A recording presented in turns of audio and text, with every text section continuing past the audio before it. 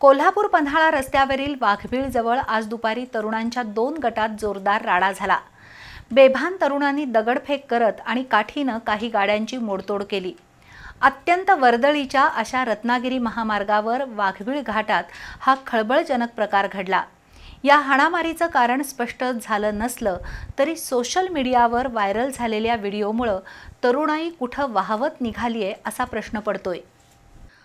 आज संध्याकाळी सोशल मीडियावर व्हायरल झालेला हा व्हिडिओ पन्हाळ्याजवळच्या वाघबीळ इथला आहे।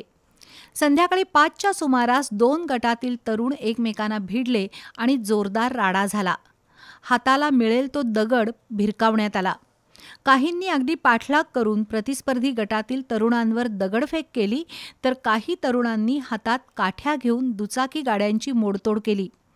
तरुणांचा एक गट वाघबीळ परिसरातील जाफळे आणि बांबरवाडी इथला होता, तर दुसरा गट कोल्हापूरमधील होता, अशी घटनास्थळी चर्चा सुरू होती। या हाणामारीत काही मोटरसायकली आणि चहाच्या टपरीचं नुकसान झालं।